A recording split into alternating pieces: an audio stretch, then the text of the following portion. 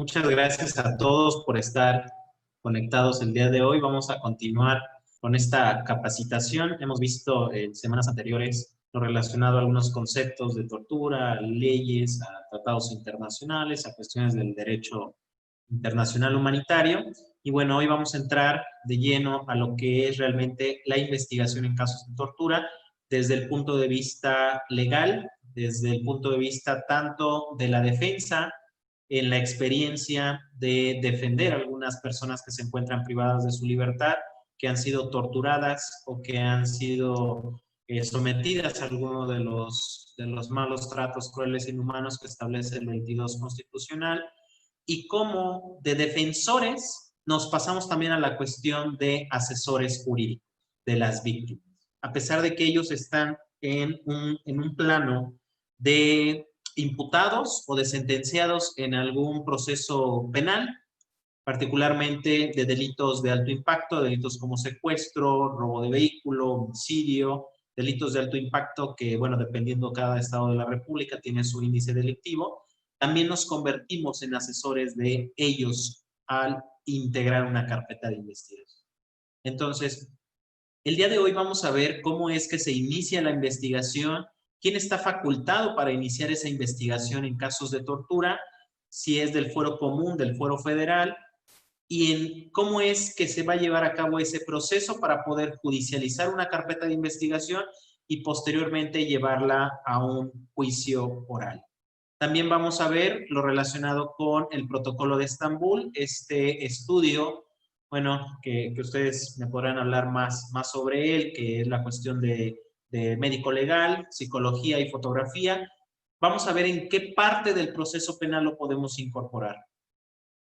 En ocasiones lo vamos a poder incorporar en la etapa de juicio, pero también en etapas previas a esta audiencia de juicio oral, que bueno, es simbólicamente la etapa más importante del proceso penal, la etapa del juicio oral. Pues vamos a ver también que existe una etapa antes de ese juicio, una etapa preliminar, en el cual podemos llevar a nuestros peritos, podemos llevar nuestro estudio de protocolo de Estambul y podemos obtener buenos resultados para la vinculación al proceso. Lo que antes era el auto de formal prisión, o lo que sigue siendo en algunas etapas de carácter o federal o del sistema que llevamos todavía del fuero común, asuntos que que se encuentran todavía en rezago y que, bueno, están todavía en trámite con el sistema tradicional, por así decirlo.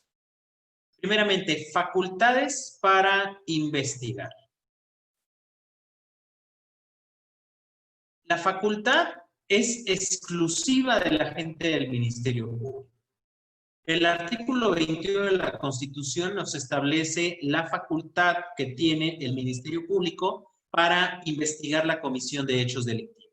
Nos dice que corresponde al Ministerio Público y a las policías, esto hablando tanto de la Policía de Investigación Criminal, que es el auxiliar del agente del Ministerio Público, como de las demás policías, tanto municipales como de carácter estatal, federal, o incluso la Guardia Nacional, que ya tenemos un decreto por el cual se autoriza a la Guardia Nacional el realizar investigaciones de comisión de hecho delictivo. Entonces, este artículo 21 de la Constitución nos da el parámetro para que el agente del Ministerio Público pueda investigar la comisión de un hecho delictivo. Particularmente, que nos interesa, el delito de tortura. También nos establece el ejercicio de la acción penal.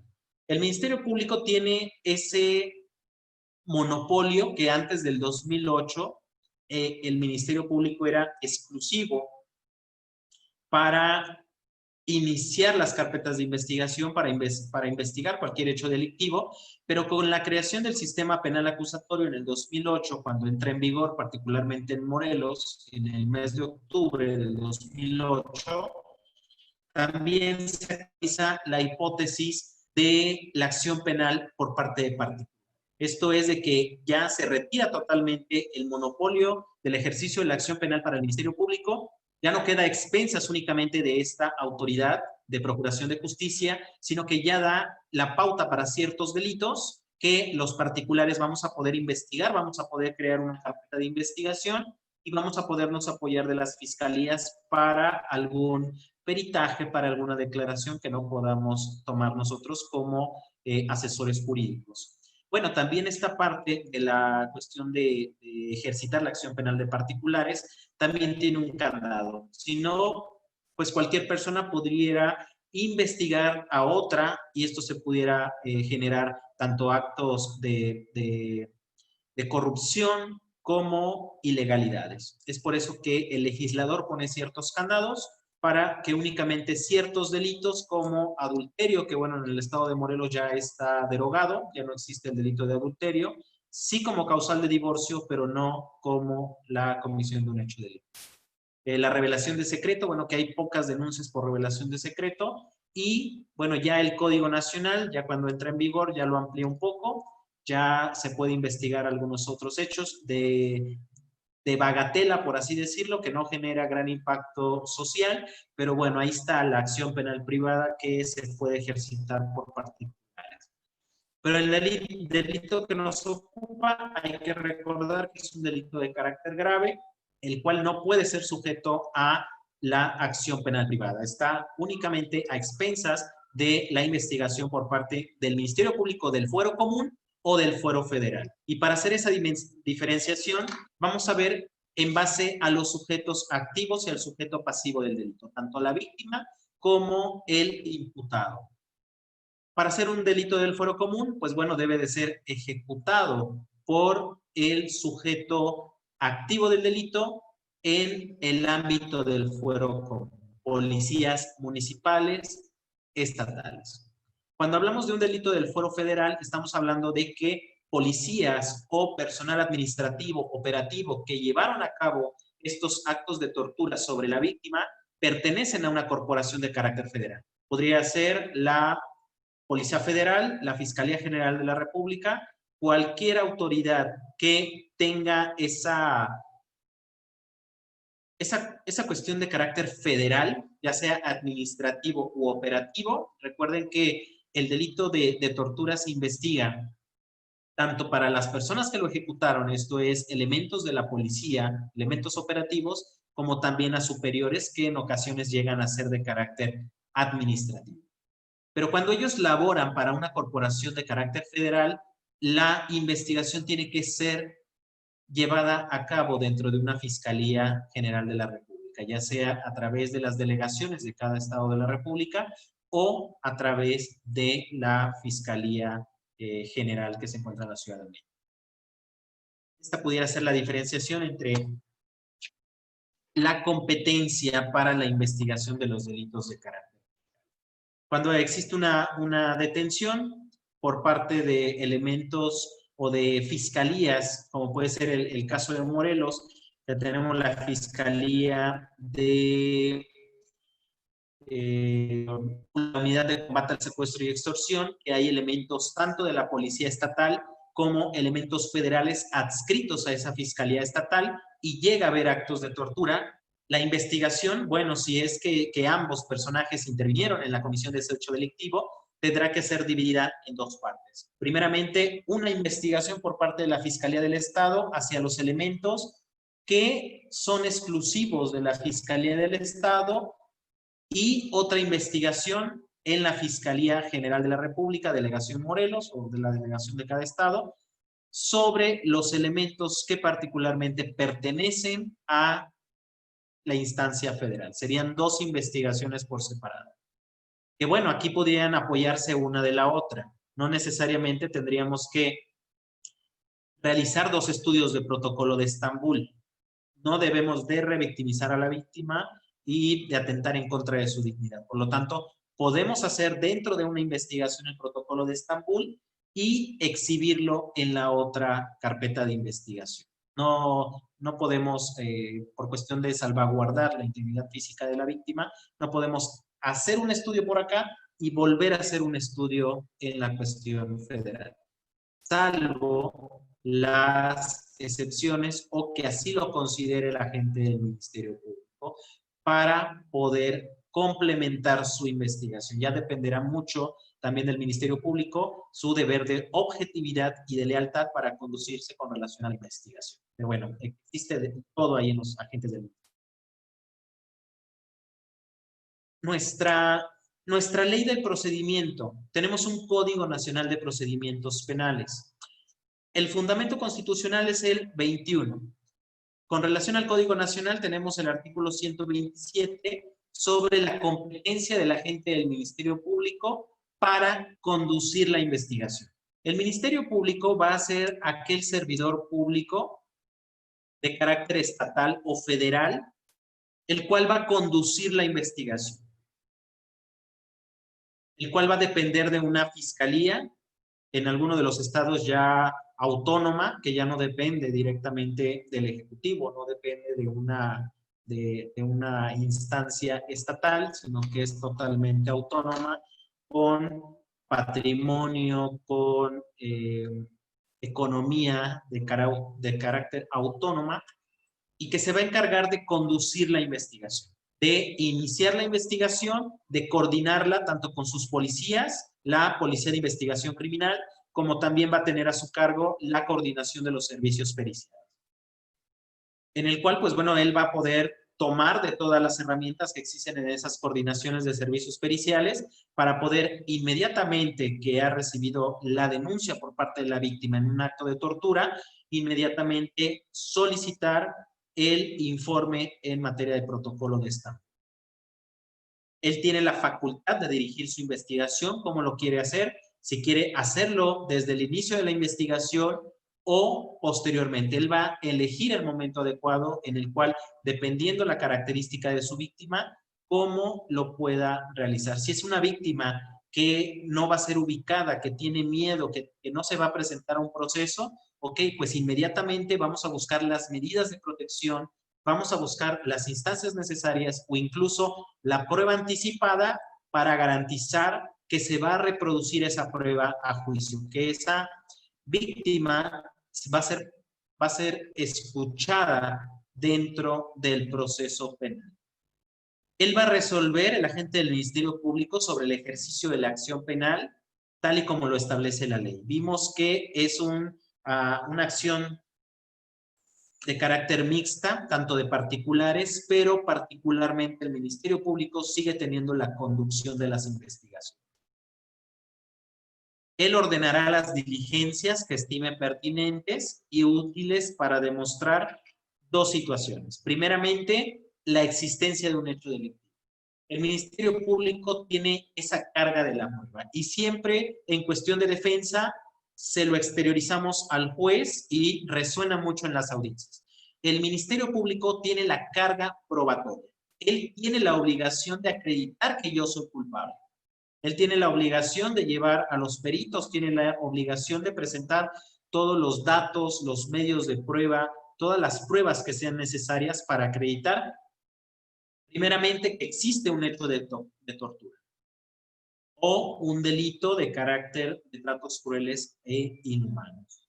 Y segundo, el Ministerio Público tiene la facultad y tiene la obligación particularmente de acreditar la responsabilidad penal de la persona que lo cometió. Y aquí vamos a dividirlo en tres partes que vamos a explicar más adelante. Las etapas del proceso penal.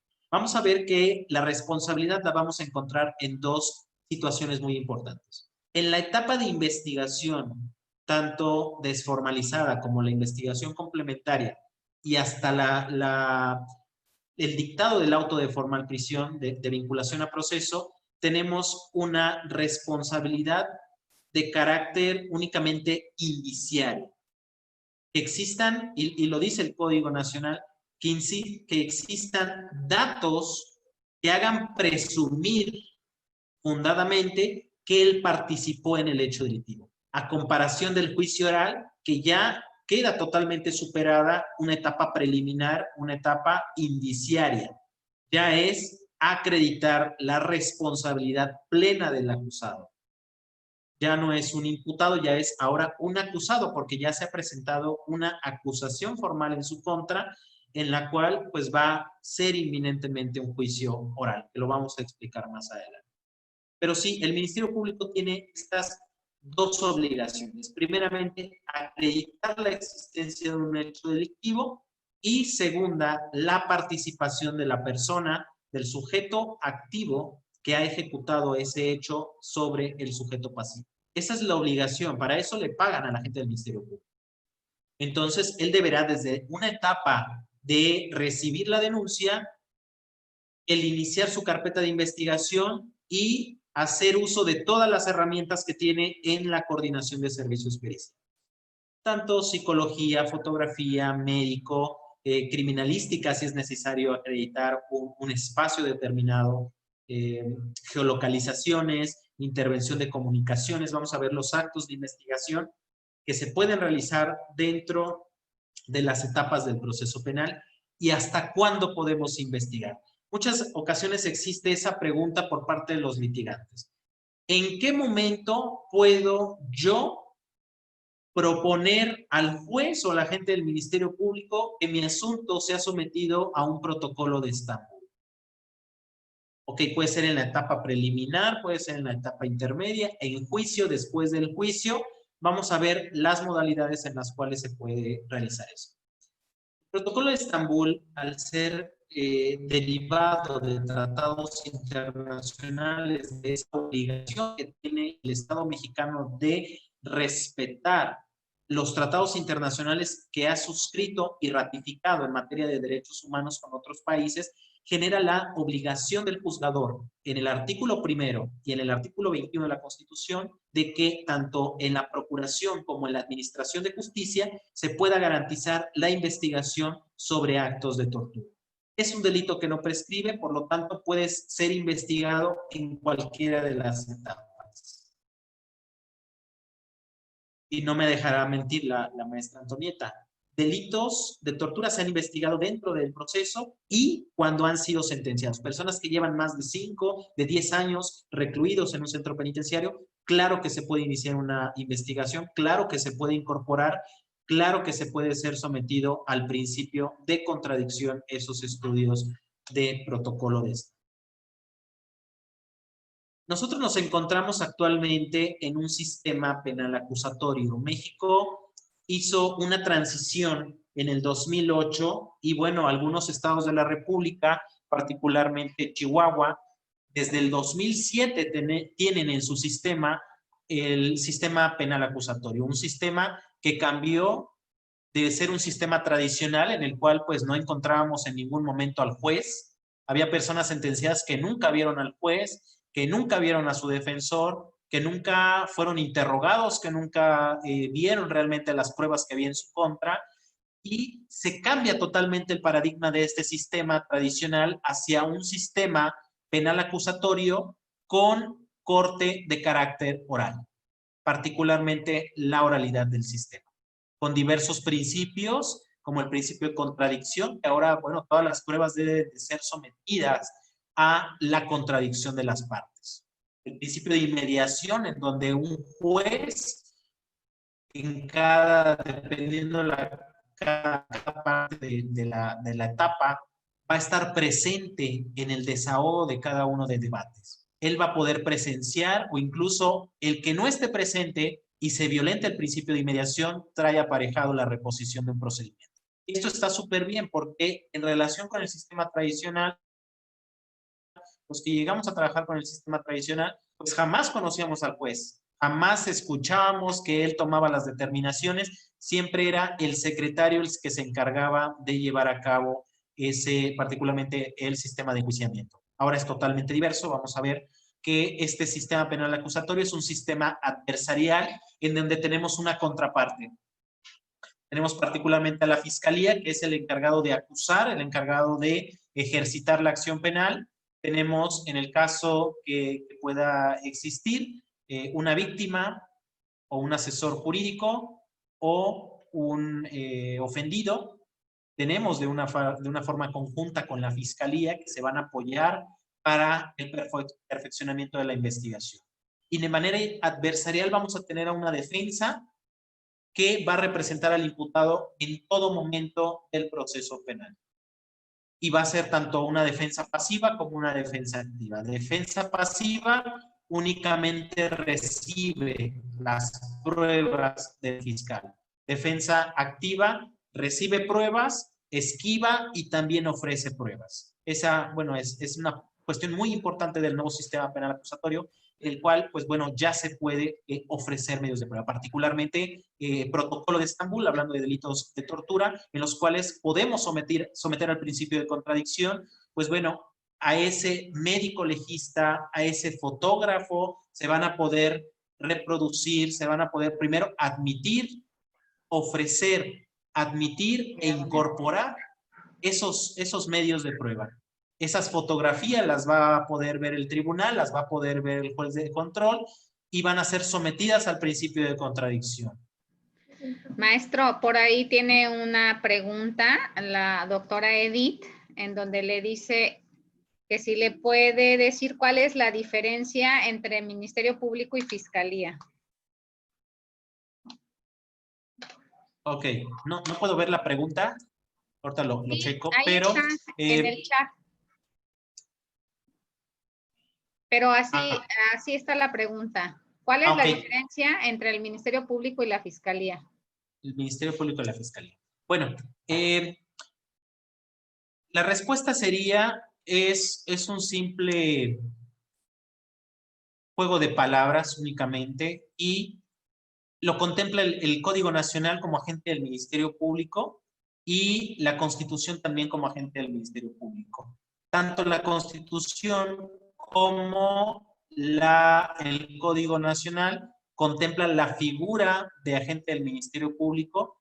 El concepto de fiscalía es algo que ha tomado en cuenta para la autonomía de las fiscalías, convertirlas de una procuraduría, lo que era anteriormente, a una fiscalía del Estado. Esto lo trae aparejado el sistema penal acusatorio, que bueno, tenemos un poco, a pesar de que dicen que no, tenemos un poco de copy-page de Chile, que bueno, es un país que está muy avanzado en el sistema penal acusatorio, como particularmente de Estados Unidos, en donde ya tienen la figura del fiscal y que bueno, poco a poco se ha ido transformando y que ya las corporaciones de procuración de justicia ya lo han tomado como fiscalía en lugar de procuraduría, pero es únicamente un juego de palabras. Podemos decirlo, Ministerio Público o fiscal es válido en las audiencias de debate, únicamente tendría que hacer un cambio tanto al Código Nacional como a la Constitución,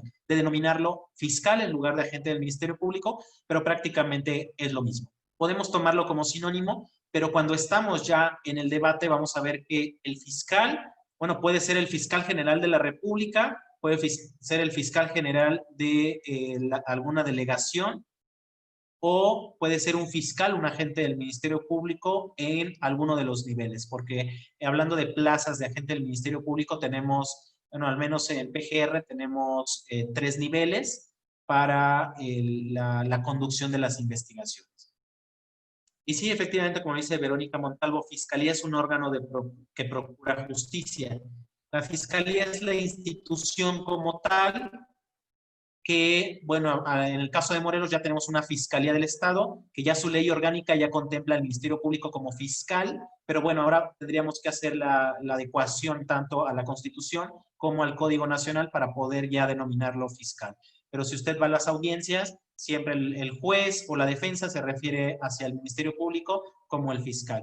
Particularmente sería el nombre correcto, esa es mi opinión, llamarlo fiscal, adecuando al sistema penal acusatorio y adecuando a las reformas y tanto a la nomenclatura como a la ley orgánica de las fiscalías. O sea, ese sería mi punto de vista, que sería mejor llamarlo fiscal, pero bueno, al fin y al cabo es un juego de palabras.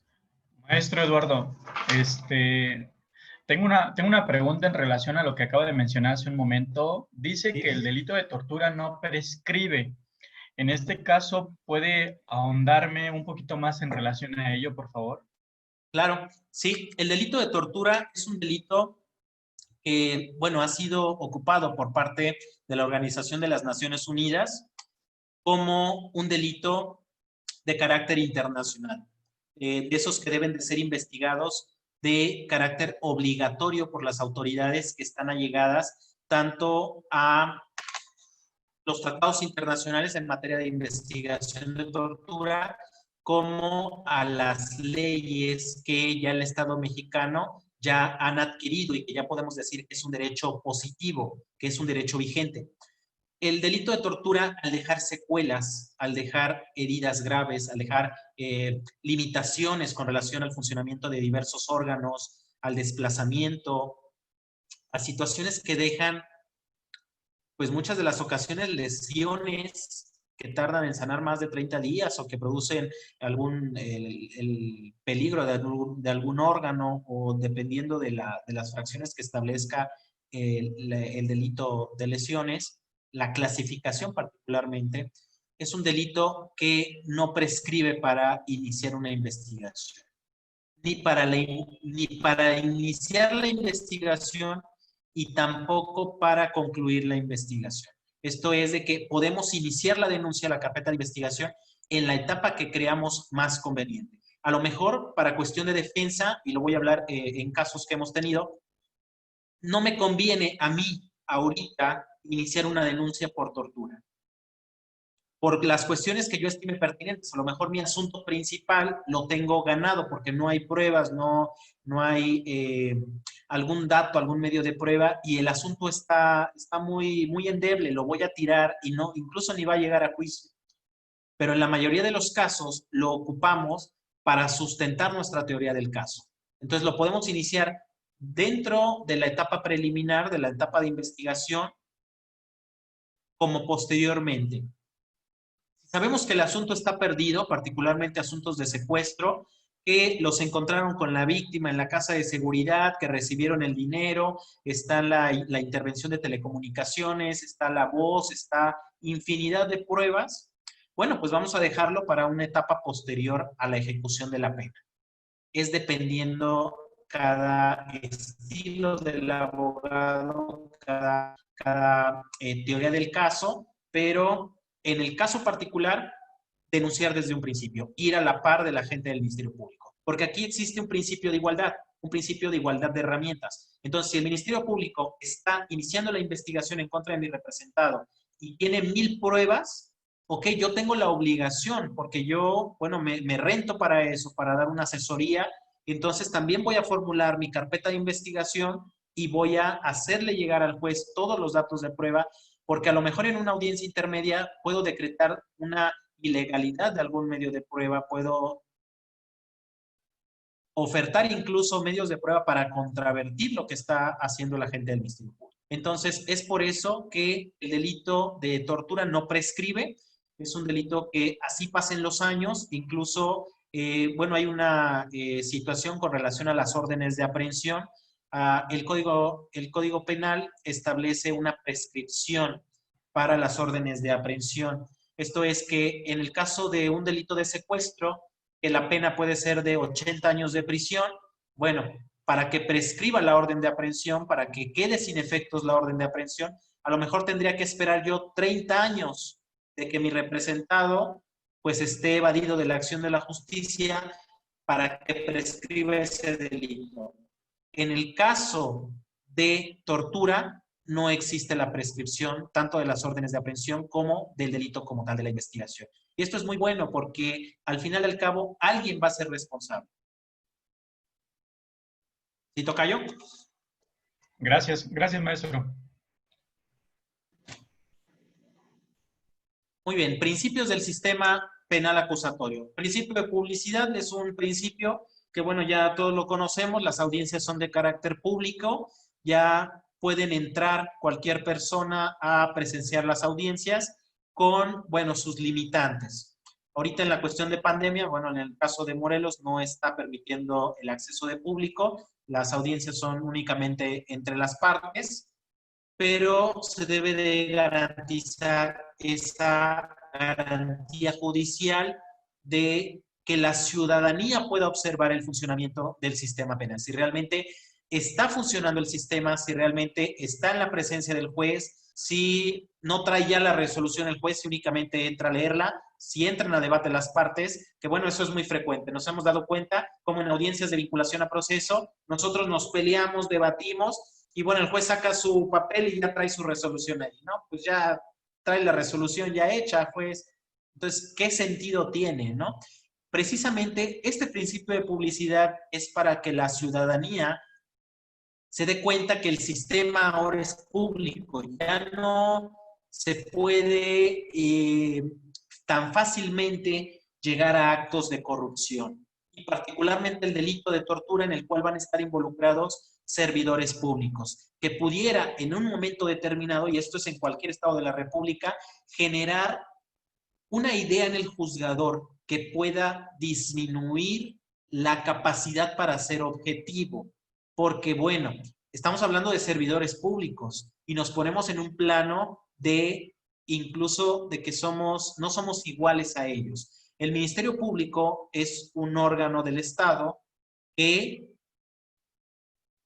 es de un poder distinto al del juzgador, poder ejecutivo, juzgador, poder judicial, pero al fin y al cabo, tanto la fiscalía como los imputados, como el juez, van a ser del gobierno. Y nosotros vamos a quedar solos en una cuestión de defensa. Nosotros somos de carácter particular. Entonces, este principio de publicidad nos va a poder advertir y todos van a poder presenciarlo, van a poder oírlo si un juez va a ser imparcial.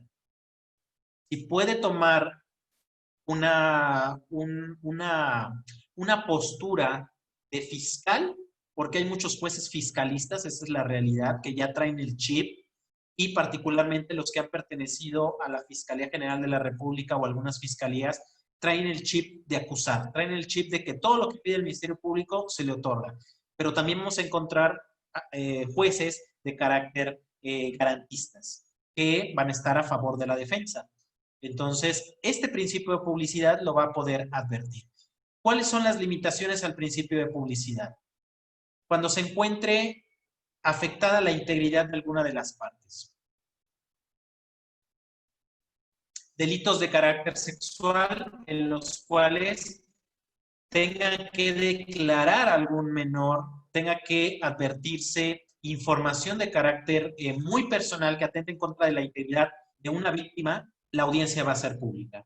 Cuando se afecte la seguridad pública o la seguridad nacional, audiencias en las cuales el juez crea pertinente que la información que se va a vertir va a ser una información de carácter confidencial o clasificada. Vamos a ver que la información confidencial o clasificada en algún momento se va a desclasificar o se va a sacar de ese contexto clasificado para poder ser ventilado en una audiencia de debate. Yo podría poner como ejemplo un asunto que acaba de ocurrir la semana pasada, hace 15 días, sobre el ataque al secretario de Seguridad Pública de la Ciudad de México. En esa audiencia se va a vertir demasiada información sobre grupos de la delincuencia organizada y particularmente sobre seguridad pública o seguridad nacional. Desde mi punto de vista, esa audiencia debería ser de carácter privado para salvaguardar tanto los intereses de la víctima, la integridad física de la víctima, porque bueno, ahí se va a ventilar en dónde está actualmente siendo atendido la víctima o situaciones de carácter que pongan en riesgo la seguridad. En donde puede haberse revelado un secreto particular, comercial, industrial u oficial. Eso dependería del caso en el cual pues no sea revelado un secreto que tengamos que ventilar en una audiencia, podemos solicitar que sea de carácter privado. Ya el juez podrá definir si puede hacerlo o no. El juez va a estimar cuando sea una audiencia privada. Hablando del estado de Morelos, se han judicializado muchas carpetas de investigación sobre el sistema anticorrupción del gobernador anterior, en los cuales, pues bueno, se han hecho de carácter privado. Ya depende del juzgador. Y particularmente en donde se afecta el interés superior del menor, de la niña o el niño o el adolescente. Esas son las excepciones al principio de publicidad. Contradicción, bueno, ahora en este nuevo sistema ya no se debe de quedar uno callado. Si tú me dices que es azul, no, yo te lo peleo y acredito que es de otro color. pero no nos debemos de quedar callados. Ni las partes, ni la gente del Ministerio Público, ni los asesores que en muchas de las ocasiones dicen, me adhiero a lo que dice el Ministerio Público. Y eso es muy frecuente, me adhiero, me adhiero, me adhiero. No, cada uno tiene un contexto diferente, tiene una opinión diferente y tiene una forma de interpretación jurídica, tanto de la norma como de la carpeta de investigación. Entonces, eso debería de ser de forma objetiva, el poder defender derechos, porque para eso estamos, para representar derechos. El principio de contradicción realmente se someta a ese debate. Que bueno, esto es un dilema, porque cuando, y lo han dicho los jueces, cuando en el principio de contradicción se encuentran dos debates fuertes, tanto el Ministerio Público es fuerte como la defensa es fuerte, no queda más que resuelva el siguiente juez. Y hablando del auto de vinculación a proceso. Siempre hay debate fuerte, el juez de control no se mete en problemas, que resuelva el tribunal de enjuiciamiento, que sea hasta la etapa de juicio oral en el cual pues se deslinde la responsabilidad de una persona. Pero mientras tanto, ya dejaste a mi representado en prisión preventiva, tanto oficiosa o justificada, hasta 6 meses, ¿no? Por lo que pueda durar un juicio. Siendo rápidos, ¿no? 4 meses, 5 meses. Pero bueno, esto es una parte importante del principio de contradicción. Entonces, el juez debe de dar el uso de la voz a cada una de las partes. Si inicia con el Ministerio Público, no le da la vista al asesor, pudiera incurrir en una responsabilidad que pudiera poner en peligro la reposición de un procedimiento. Todos deben de, aunque diga me adhiero o aunque diga no quiero hacer manifestaciones, pero tiene que expresarlo, tiene que ser sometido al principio de contradicción y particularmente a la defensa, porque el debate siempre es fiscalía-defensa. Sí, en algunas ocasiones asesores, cuando son realmente que hacen su trabajo, pero particularmente siempre es fiscalía-defensa. El principio de inmediación se refiere a la necesidad de que el juez debe de estar presente en todas las audiencias. Y que el juez por ningún motivo deberá de dejar el cargo a una persona diversa. Ustedes no se van a encontrar en una audiencia del nuevo sistema en donde el juez deje al secretario de acuerdos, ok, tú resuelve o tú dicta la resolución o tú dicta el acuerdo. No, el juez necesariamente debe de estar presente. Si no, trae aparejado la reposición de un procedimiento. Continuidad. El principio de continuidad se refiere a que la audiencia debe de llevarse a cabo en un solo día y respetar los términos, los plazos que se han dictado y que establece la ley. En alguna de las ocasiones, bueno, la audiencia puede prolongarse. Se van a dictar recesos dentro de la propia audiencia, pero va a continuar. Se respeta el principio de continuidad. En alguna de las ocasiones, bueno, esta es una línea muy delgada en el cual puede romperse el principio de continuidad. Porque, bueno, si decimos, es que hoy tenemos audiencia, pero, bueno, el juez tiene otras tareas, tiene otras audiencias, vamos a dejarlo para dentro de 7 días, 8 días. Rompemos con el principio de continuidad.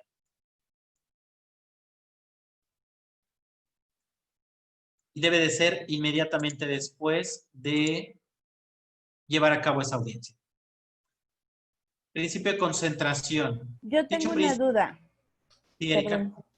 Yo tengo una duda y no sé, en su experiencia, ¿ha ido alguna vez algún recurso de revocación o de apelación por violaciones a este principio?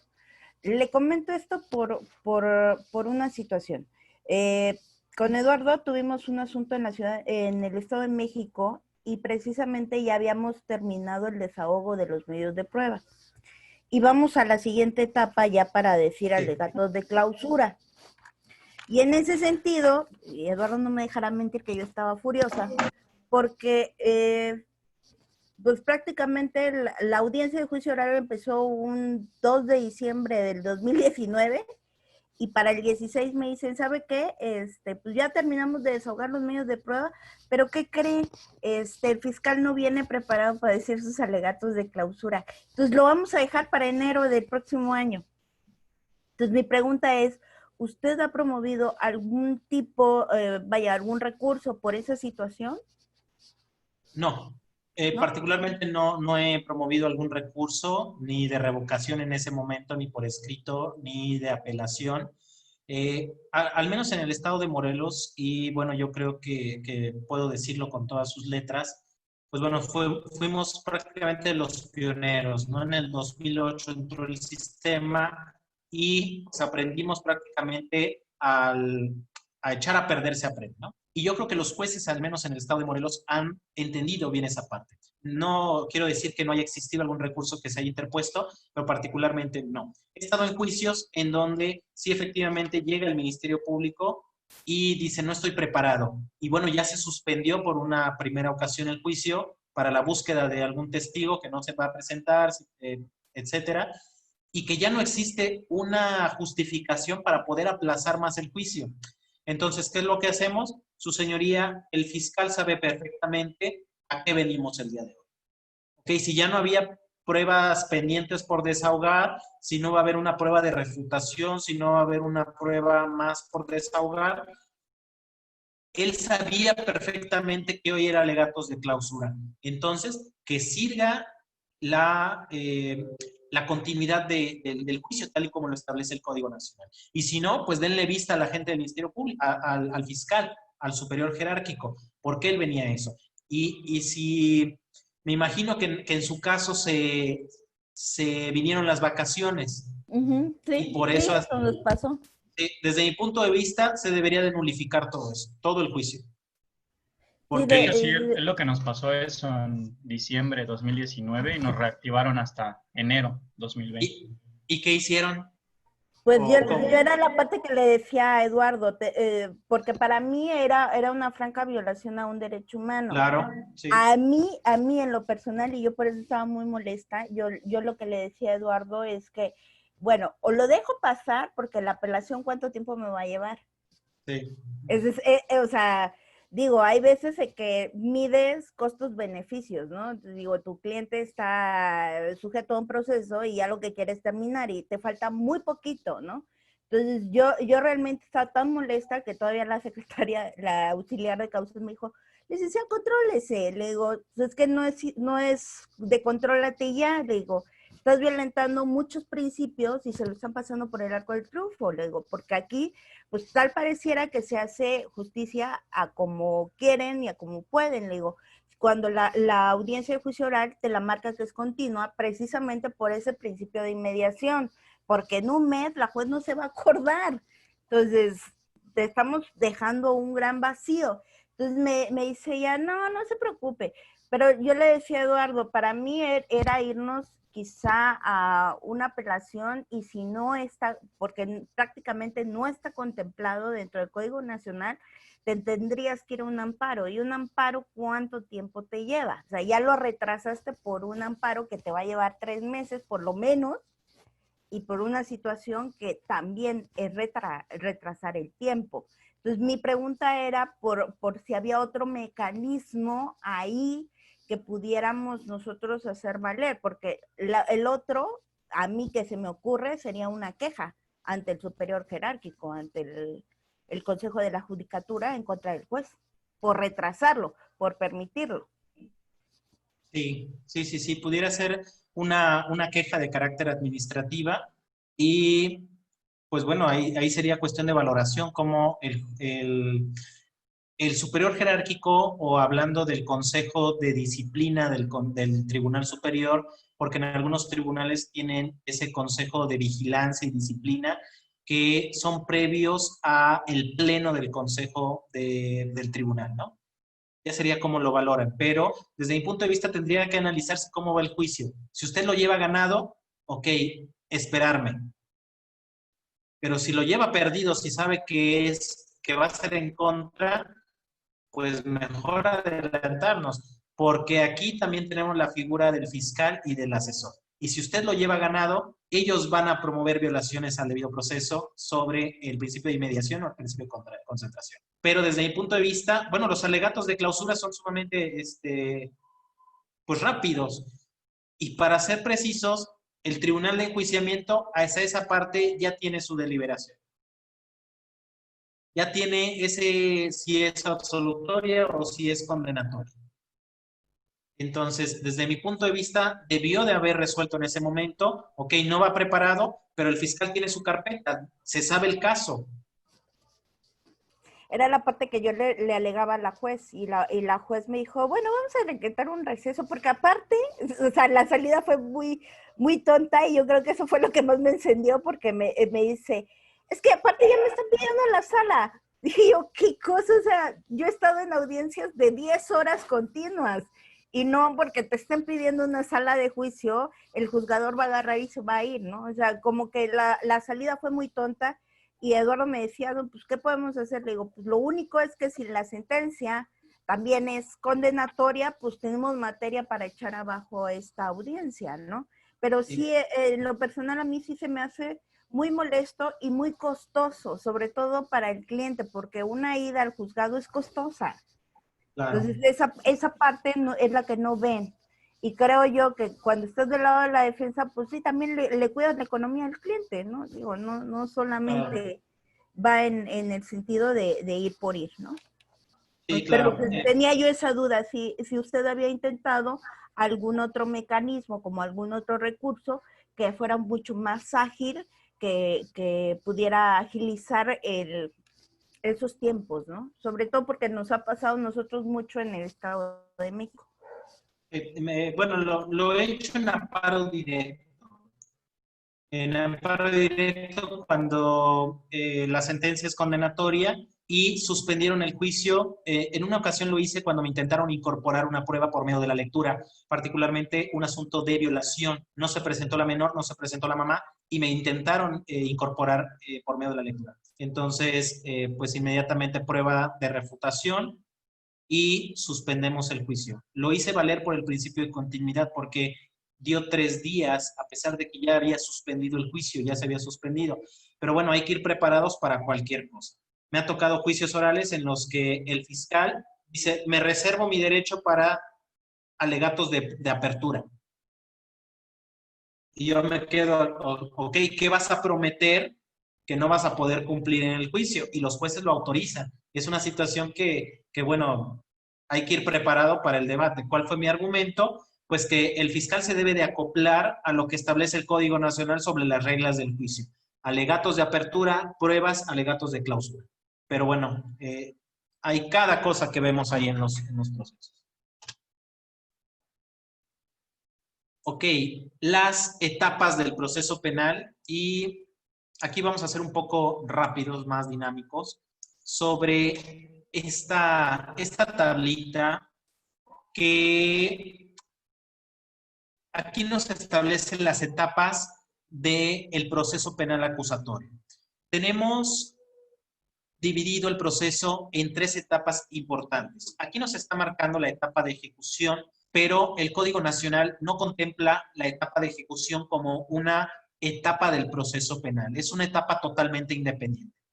La etapa de ejecución de la pena ya está sometido a la Ley Nacional de Ejecución Penal, una ley exclusiva que viene a homogenizar criterios en materia de política penitenciaria, en materia de funcionamiento de los centros penitenciarios, pero nos vamos a concentrar en las 3 etapas del proceso penal. Tenemos una etapa de investigación, que bueno, aquí es cuando se inicia la denuncia por malos tratos crueles e inhumanos o actos de tortura. Iniciamos la carpeta de investigación y se puede iniciar mediante una denuncia o una querella. La denuncia, pues bueno, la puede realizar cualquier persona. La querella es el directamente afectado en el bien jurídico tutelado, o sea, la víctima. Cualquiera de las dos, el Ministerio Público tiene la obligación de aperturar una carpeta de investigación. Antes teníamos las carpetas de investigación, las denuncias de hechos. Ok, yo voy, denuncio un hecho con apariencia de delito que a lo mejor no te está dando un señalamiento o no es concreto al mencionar qué delito es. Esa parte ya no existe en este proceso. Las denuncias de hechos ya no existen. Vas y denuncias un hecho de robo, un hecho de tortura, un hecho de violación.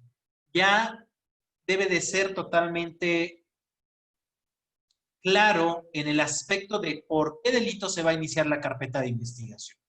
Y esto es tanto en el fuero común como en el fuero federal. Después de esa carpeta de investigación, el agente del Ministerio Público, bueno, va a recibir la denuncia, va a girar los oficios respectivos para su policía de investigación criminal, para que a través de sus policías realicen entrevistas, realicen la individualización del imputado, la identificación plena de esta persona que ha sido señalada como imputado y que recabe videos, que recabe entrevistas, que recabe cualquier dato o medio de prueba que pueda ser necesario para la investigación. Si dentro de esta etapa de investigación, que lo podemos hablar sin detenido, llega un momento en el cual el agente del Ministerio Público tiene protocolo de Estambul, ya tiene situaciones de modo, tiempo y lugar de cómo ocurrieron los actos de tortura.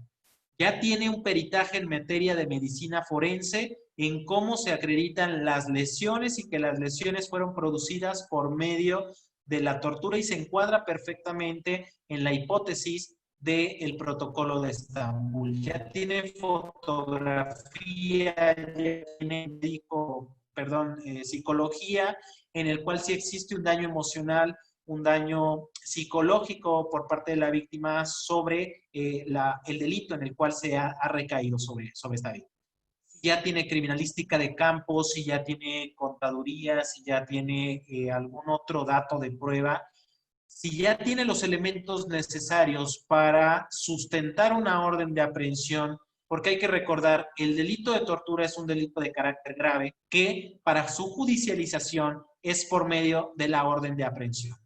El Ministerio Público va a acudir ante el juez de control, va a solicitar una orden, no de presentación, no de búsqueda, no de localización, una orden de aprehensión al ser un delito grave.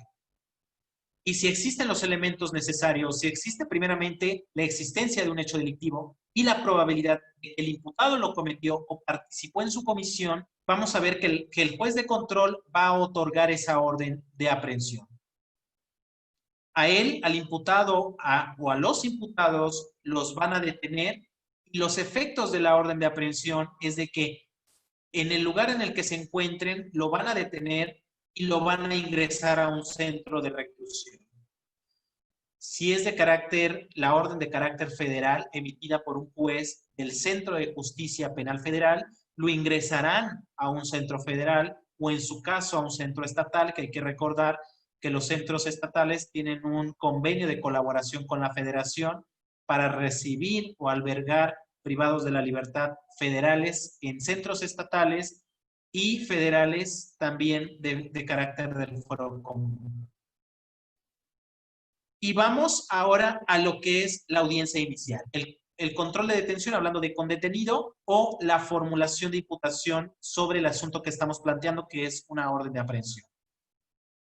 La formulación de imputación es esta audiencia mediante la cual se le hace del conocimiento al o los imputados sobre los hechos que se le atribuyen.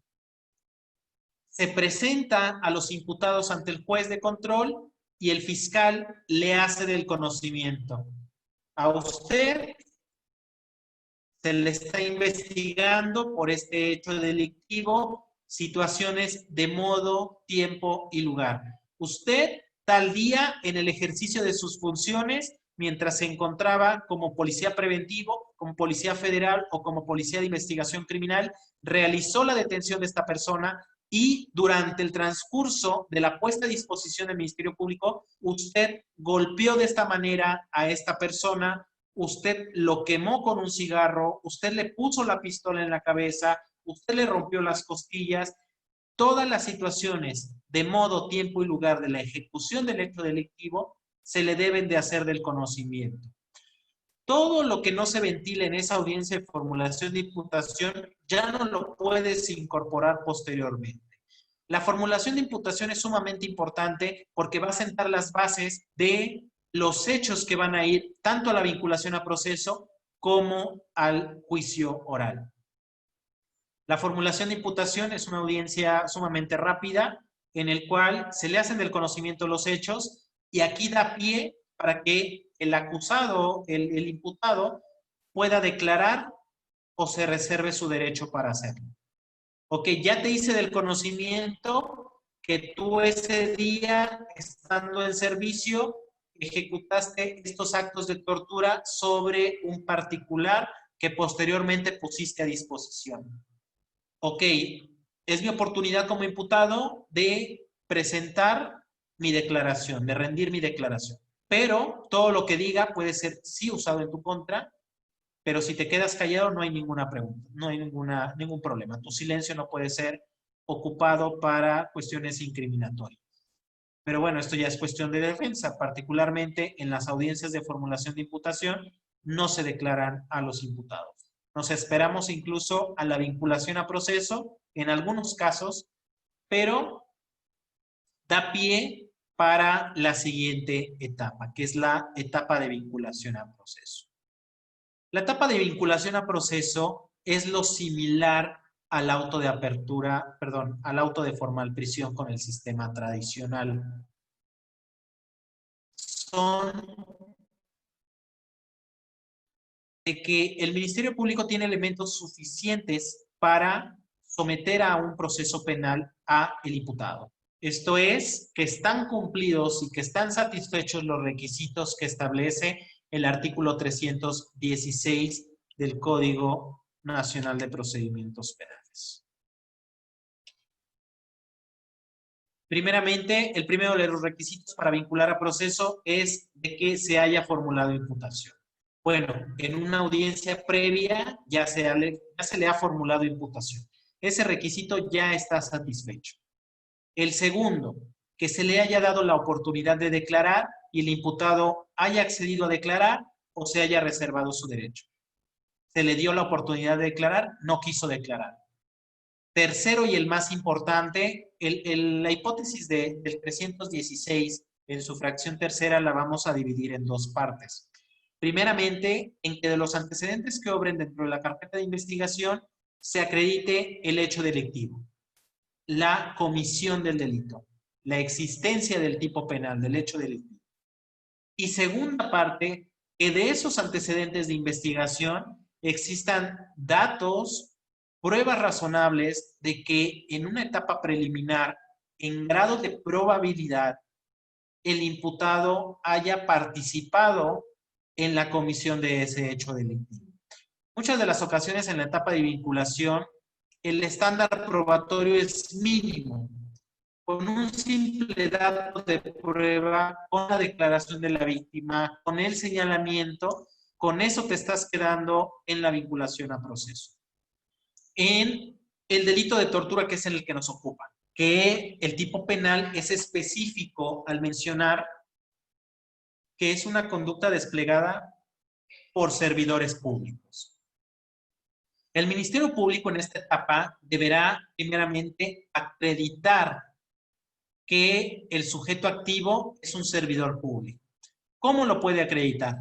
Bueno, si es de una corporación policíaca, vamos a acreditar primeramente que esté en el Sistema Nacional de Seguridad Pública, que esté en la Plataforma México. De esa Plataforma México nos va a dar un panorama de qué puesto tiene, qué antigüedad tiene en el servicio, si tiene una aportación de arma de fuego, darle esa calidad de servidor público para poder acreditar el delito de tortura. Vámonos de lo general a lo particular. Primeramente, la Ley Nacional del Sistema de Seguridad Pública nos establece lo de la base de datos de las policías. Ok, ya tengo acreditado a nivel nacional que él pertenece a una corporación policíaca. Ahora vamos a delimitarlo un poco más. Si es un servidor público del fuero estatal, vamos a solicitar a la Comisión Estatal de Seguridad o a la Secretaría de Seguridad Pública, dependiendo la nomenclatura que tenga cada estado, las funciones que tiene ese elemento, si es un elemento activo, cuáles son las áreas en las cuales él desempeña sus funciones y particularmente para acreditar situaciones de modo, tiempo y lugar, las fatigas o las asignaciones de servicio. Ok, ya tengo acreditado a nivel nacional y a nivel estatal que es un servidor público, que es un policía. Ok, que tiene armamento, tanto armas largas como armas cortas, particularmente los Los policías tienen asignada un arma corta y un arma larga. Vamos a acreditar ahora que él se encontraba en ese servicio operativo. ¿Y cuál va a ser el dato de prueba para acreditar que él se encontraba ahí? Las fatigas de servicio. La Ley Nacional del Sistema de Seguridad Pública establece como obligación de las policías el tener un control de sus elementos. Si yo estoy recibiendo un servicio operativo de una unidad para patrullar el centro de la ciudad de Cuernavaca, ok, yo debo de firmar diariamente al recibir ese servicio. Primeramente, para deslindar al policía de responsabilidades y para delimitar la responsabilidad. Ok, a las 8 de la mañana yo estoy firmando mi fatiga, estoy recibiendo la unidad en buen estado y también estoy sacando mi armamento del banco de armas. Entonces, yo voy a pedir en etapa de investigación fatigas de servicios. Voy a pedir algún reporte al C5, al C3, al C4, dependiendo cada estado de la República, porque ese policía va a estar reportando en dónde se encuentra, novedades, a qué servicio se le está asignando, si está apoyando a algún evento, y se va a registrar. Va a tener unas bitácoras, va a tener un registro, y podemos situarlo en el momento de la detención de nuestro representado o de los actos de tortura. Entonces, en esta etapa es importante solicitarle al Ministerio Público que investigue primeramente la figura de servidor público. Esos son los documentos que son necesarios para acreditar la función policial. Que remitan copia certificada de esas fatigas, de esas bitácoras de asignación de servicio, de esa bitácora de asignación de armamento, porque todos los elementos tienen una licencia oficial colectiva, bueno, una licencia de portación de arma de fuego. Esa licencia, no, el hecho de que la traigas no quiere decir que tú sacaste el armamento del banco de armas, sino que el banco de armas va a tener sus bitácoras para que tú vayas y firmes y extraigas el armamento. Entonces, si la declaración de la víctima por delito de tortura menciona que señala al imputado como la persona que lo detuvo, como la persona que lo traslada a ser certificado médicamente y la persona que lo tiene hincado, que le pega, que le pone el arma de fuego en la cabeza, tenemos que acreditar que ese policía efectivamente tenga ese arma de fuego. Porque, bueno, el uniforme puede ser igual para la policía estatal, para la policía federal, y la víctima se puede confundir, pero va a haber características especiales que el juez de control va a tomar en consideración para generar certidumbre jurídica en el señalamiento de la persona. Una sería el rostro, los ojos. Cuando traen pasamontañas, bueno, le vi los ojos, una característica en especial. Tiene los ojos verdes, bueno, tiene cejas pobladas, tiene pestañas pobladas. Tiene una característica especial. Y lo vi en su arma de fuego es un R15 o es una M4, una comando, dependiendo cada arma. Ok, vamos a ver, a lo mejor dentro de todos los elementos que se encontraban ese día, únicamente el imputado había sacado su arma de fuego larga. Eso lo posiciona directamente en la comisión del hecho delictivo. Y eso pudiera ser la diferencia entre dejarlo en libertad o dejarlo vinculado a proceso. Y eso siempre hay que hacerlo, siempre acreditar de lo general a lo particular. Ok, en el sistema de Plataforma México ya lo tengo acreditado como policía, pero vamos desmenuzándolo, vamos haciendo esa investigación de tortura sobre ese policía. Antecedentes administrativos, a lo mejor ya lo he hecho anteriormente, ya tiene quejas en asuntos internos. Todo eso nos va a servir para restarle credibilidad en algún momento a la declaración del imputado del acusado. Y eso yo nada más ahí quiero hacer un aporte. ¿Sí? Vamos a llevar más adelante un apartado de la tortura como proceso y esta parte de ir desmenuzando los que nos toca hacer la investigación, el dictamen médico psicológico, vamos a ir poniendo paso por paso, en qué momento, a qué hora, en dónde, quién estaba, qué vio, de ahí a dónde lo subieron, más o menos cuánto tiempo tardó, de ahí a dónde se fueron, quiénes estaban cuando llegaron, cuando lo bajaron, cuando lo golpearon, cuando se pasaron a llevar al hermano, es decir, de acuerdo a las características que se vayan presentando. Y esa parte de la tortura como proceso nos toca a nosotros, a los peritos, poder ir señalando, porque en algunas ocasiones a las víctimas de tortura pues les van a cubrir los ojos, o en todo este proceso de tortura como tal, el otro se encuentra no totalmente funcionando psíquicamente y físicamente, y puede que se llegue a equivocar o que de pronto no ponga como mucha atención en los ojos de la persona que lo detiene. A lo mejor eso es importante, pero también toda esta puntualización que nos toca a nosotros va a fortalecer mucho lo que usted está señalando, maestro. Y es cuando se trabaja pues en conjunto, ¿no? La parte jurídica con lo que sería los peritos y el trabajo que se tiene que hacer. Gracias, nada más era un complementar algo. Gracias, maestra. Sí, efectivamente, debemos de trabajar de la mano. El hecho de que trabajemos con peritos, con el protocolo de Estambul, no quiere decir que estemos peleados con ellos. Debemos de trabajarlo de forma conjunta porque eso nos va a dar el éxito de la investigación. Realmente, la cuestión jurídica de encuadrarlo para la vinculación a proceso o para las etapas preliminares al juicio es dar la apertura de que los peritos hagan su trabajo y pueda garantizarse el éxito de la investigación en un juicio oral.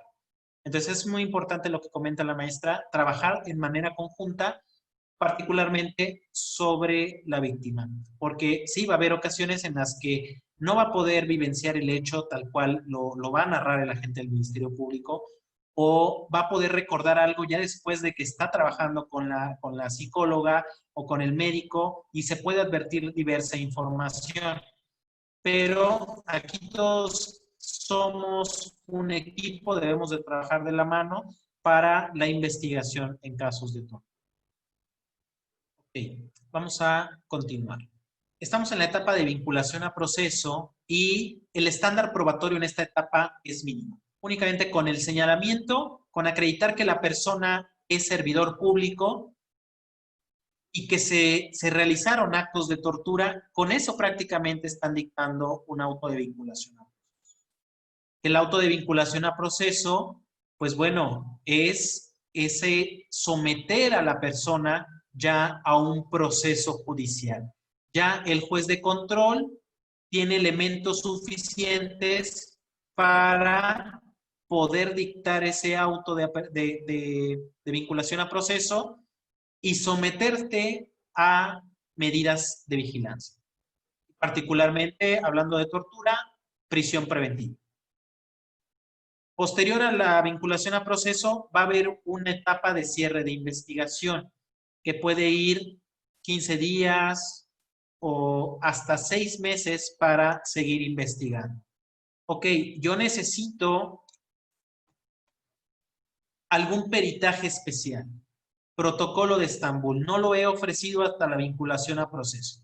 Ok, ¿qué nos tardaremos en un protocolo de Estambul? Más o menos un mes, maestra. ¿Es necesario para seguir investigando?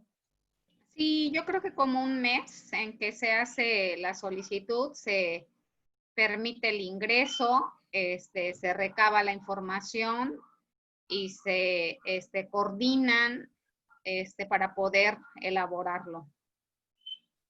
Más o menos un mes. Entonces, vamos a darle tiempo por cualquier cosa que llegue a pasar. Vamos a pedir 2 meses para seguir investigando.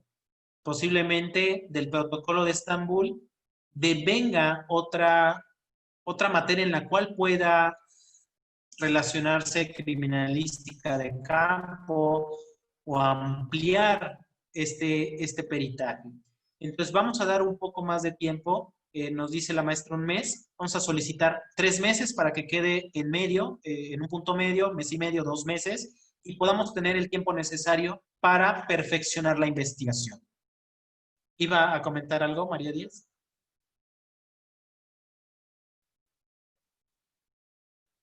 ¿No? Ok. No, ok. Pensé que iba a comentar algo. Entonces, vamos a pedir ese tiempo para cualquier cosa que llegue a ocurrir y no necesariamente tengamos que ampliar posterior, que sí se puede ampliar, pero pues cuando ya hay una orden de aprehensión, ya se supone que el Ministerio Público ya tiene casi perfeccionada su investigación. Ya es únicamente para la defensa, para que pueda allegarse de pruebas, de medios de prueba, para irnos a la siguiente etapa, que es la etapa intermedia. La etapa intermedia va a ser aquella etapa para debatir hechos y pruebas. ¿Qué hechos van a pasar a juicio y qué pruebas se van a admitir para el desahogo del juicio? Esta audiencia intermedia va a estar dividida en 2 etapas. En una etapa de carácter escrito, que se inicia con la formulación de la acusación. La acusación es aquel documento que está generado por el agente del Ministerio Público, en el cual presenta formalmente la acusación en contra del imputado, que ahora va a cambiar la nomenclatura de imputado a acusado. Ya se ha presentado una acusación en su contra. Y es los hechos y las pruebas con las que pretende ir el fiscal a juicio. En casos de tortura, posiblemente el fiscal inició su denuncia por tratos crueles e inhumanos. Dentro de la investigación se advierten datos que puedan reclasificar el delito, que puedan sacarlo de ese trato cruel e inhumano hacia un acto de tortura. Es válido, a pesar de que se le formuló imputación, a que se le vinculó a proceso por tratos crueles e inhumanos, el fiscal puede reclasificar y puede decir, su señoría, si bien es cierto, inicié la investigación por este delito, sin embargo, de la investigación complementaria me dan datos de prueba, medios de prueba con los cuales sustentar esto en juicio. Y ya no es trato cruel e inhumano, ahora va a ser actos de tortura los que voy a llevar a juicio. Y él tendrá, el Ministerio Público, que sustentar con pruebas esa reclasificación del delito. En ocasiones el juez va a decir, no al lugar, porque no se da el hecho delictivo, tendrá que acusar por ese hecho. Eso lo vamos a hacer en la parte oral, porque la audiencia intermedia se divide en 2. En una fase escrita, que es la acusación, y en una etapa oral, que ya es debatir sobre qué pruebas se van a llevar a juicio. El Ministerio Público tiene 15 días para presentar la acusación. Se le corre traslado tanto al asesor como a la defensa para en 15 días también contestar la acusación, ofertar sus medios de prueba. Aquí hay una parte importante que se reforma en el 2016 sobre el descubrimiento probatorio. El descubrimiento probatorio va a ser la investigación que realiza la defensa para desvirtuar los hechos de la fiscalía. Ok, así como el fiscal tiene la oportunidad de hacer protocolo de Estambul, psicología, médico, fotografía, criminalística, la defensa en una etapa de igualdad, en un principio de igualdad entre las partes, de igualdad de herramientas, va a poder solicitar la intervención de peritos, tanto de la fiscalía como peritos particulares. Entonces, él va a llevar a cabo la investigación, su investigación de defensa. La adecuación que les comento es que el Código Nacional, antes del 2016, obligaba a la defensa a descubrir todo lo que había hecho a la fiscalía. Eso, desde mi punto de vista, está mal. La defensa sabe qué sirve y qué no sirve.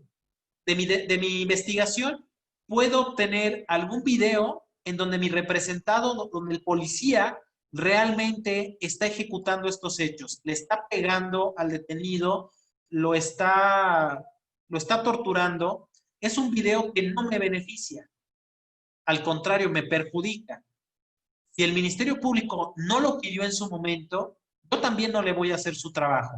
Es por eso que se reforma ese apartado y la defensa no está obligado a descubrir todas sus pruebas.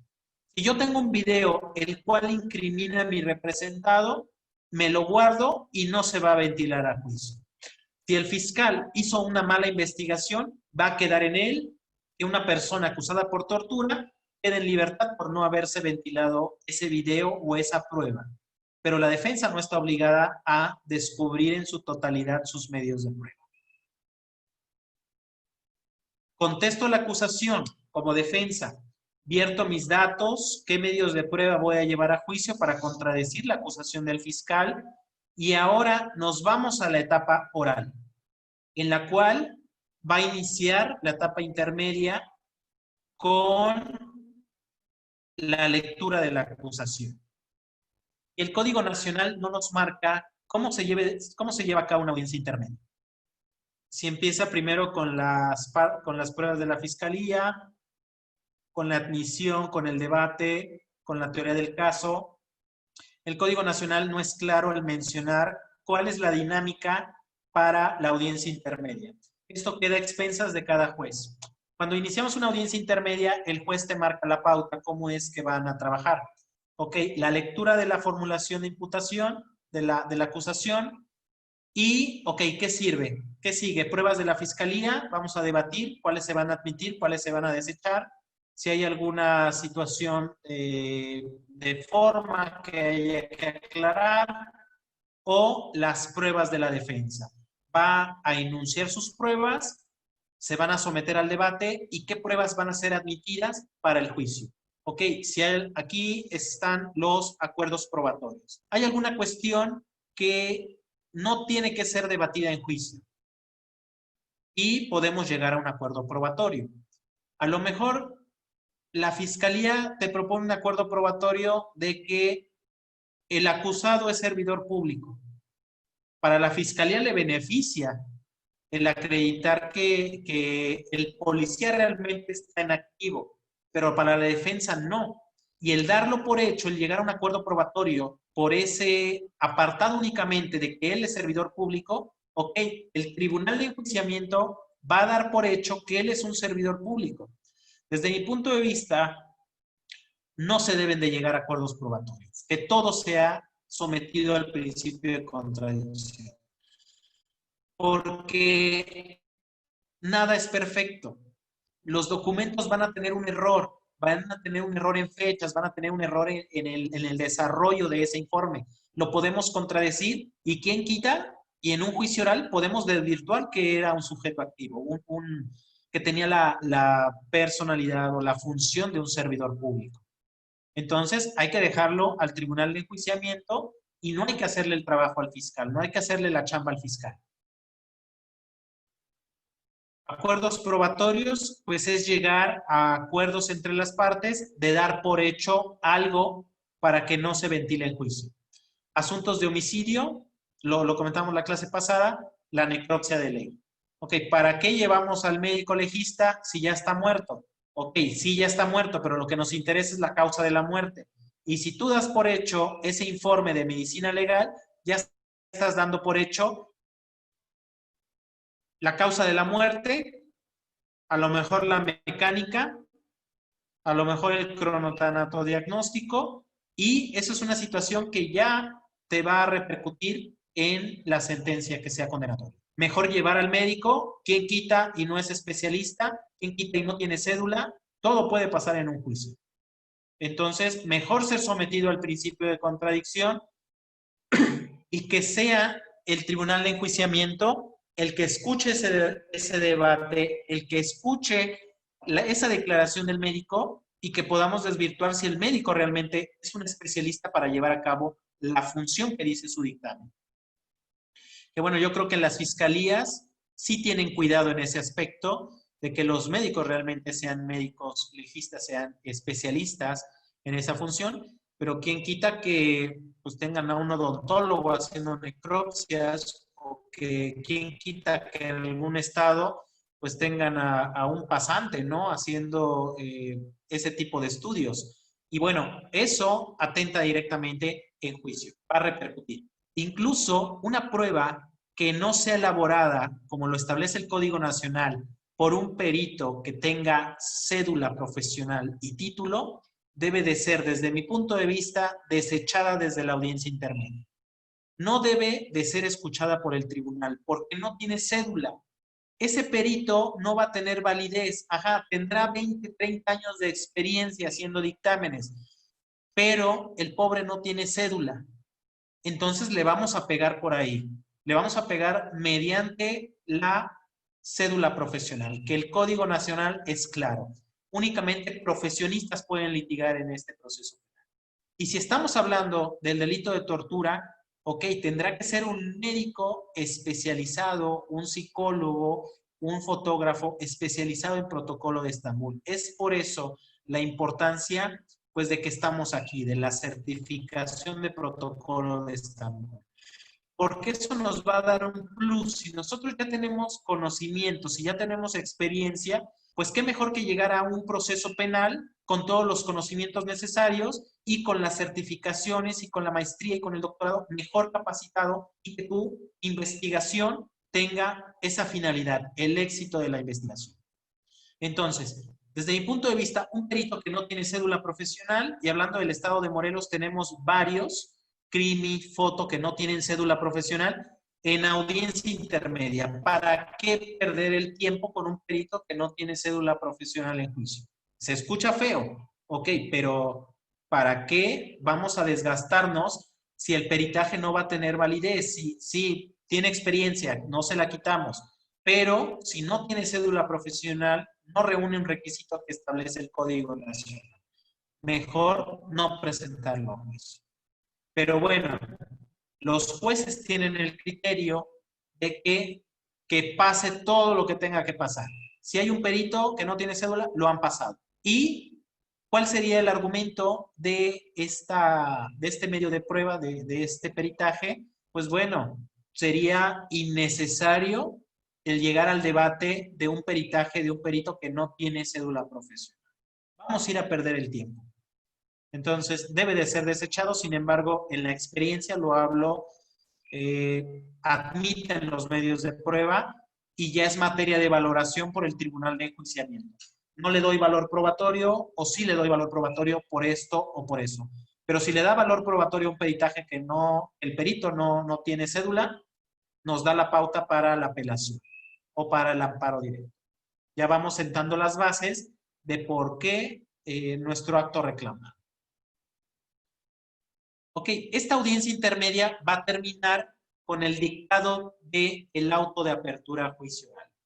El auto de apertura a juicio oral pues va a hacer todas las pruebas de la fiscalía, los hechos, la teoría del caso de la defensa, si va a ser una teoría activa, una teoría pasiva. ¿Cuál va a ser su teoría? Ok, si es en caso de tortura, voy a acreditar que él no es servidor público. Voy a acreditar que él no ocasionó esos tratos crueles o inhumanos, esa tortura, que él no estuvo presente en ese lugar. O bueno, no puedo negar que él no estuvo presente en ese lugar, pero sí voy a acreditar que él no fue la persona que cometió ese hecho delictivo. Va a haber ocasiones en las que la teoría del caso va a poder ser de carácter activa. En el caso de un policía que, bueno, ya se acreditó que él es el que realizó la detención, el que realizó el traslado, el que le pegó, el que lo golpeó, el que generó los actos de tortura, está señalado, hay testigos, hay documentos, no va a quedar más que una defensa pasiva. El poder desacreditar todos los datos del Ministerio Público. Porque ¿qué peritaje puedes ofrecer cuando no puedes defender lo indefendible? Y hay situaciones en las que nos vamos a encontrar en ese contexto. En que si ofrecemos un perito, va a tener que mentir. Y no se trata de eso. Se trata de ser objetivos. Porque dentro de este proceso penal hay un principio de objetividad y lealtad. Ok, si queremos hacer pasar con que el imputado, el acusado, estaba en otro lugar totalmente diferente, no nos vamos a inventar testigos, porque el juez, el tribunal de enjuiciamiento, lo va a valorar y los jueces no son tontos, por algo están en ese puesto. Entonces, si tú inventas testigos, inventas peritajes, vas a quedar mal. Incluso puedes cometer algún delito, una falsedad ante autoridad y te puedes meter en problemas. Entonces, ¿cómo defiendes lo indefendible? Ok, mediante una teoría del caso pasiva, únicamente contravirtiendo lo que dice la gente del ministerio. Se dicta el auto de apertura a juicio oral y pasamos ya a lo que es la etapa simbólicamente más importante del proceso penal, la etapa del juicio oral. La etapa del juicio oral la vamos a dividir en tres. Primeramente, los alegatos de apertura.